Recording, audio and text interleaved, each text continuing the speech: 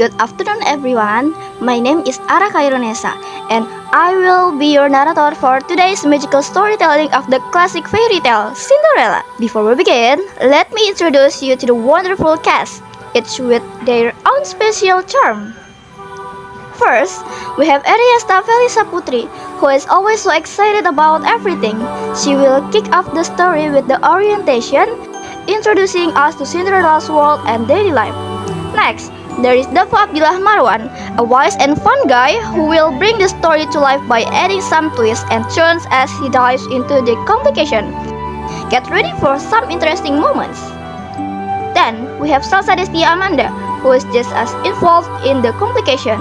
She brings her unique energy to the role, making things even more exciting. As the story moves toward a resolution, Devi Triana, who is always so calm and composed, will guide us through the first reorientation, helping Cinderella move closer to her happily ever after. And last but not least, there is Alio Raja Banu, who is a mix of fun and quiet. He doesn't say much, but when he does, you can expect to laugh. He will wrap up Cinderella's journey with the final reorientation, giving the story a heartwarming ending. So, sit back, relax, and enjoy the ride as we take you through the magical world of Cinderella. Let's begin! Remember, the magic will only last so long. At the last stroke of midnight, the spells will be broken, and all will return to what it was. Once upon a time, in a distant kingdom, there lived a girl named Cinderella.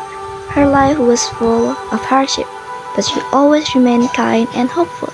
Let's begin her story. Cinderella lived with her cruel stepfather and two stepsisters. After her father died, they treated her like a servant, making her do all the chores while they wore fine clothes and lived in luxury. Cinderella, in her rags, dreamed of a better life, but never lost her kindness. Though life was tough, things were about to change when a royal announcement arrived. A grand ball would soon be held at the palace. The king invited all the young women in the kingdom to a ball so the prince could choose a bride. Cinderella wanted to go, but her stepmother refused and left her behind. Sad and alone, Cinderella cried until her fairy godmother appeared.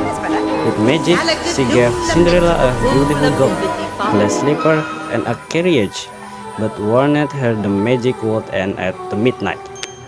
At the ball, the prince fell in love with Cinderella, and they danced all night.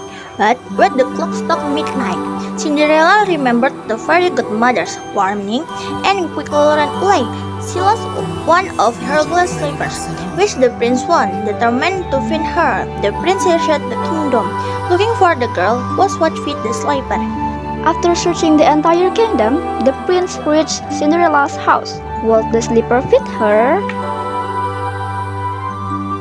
The prince arrived and the stepsister tried on the slipper, but it didn't fit. When Cinderella tried, it fit perfectly.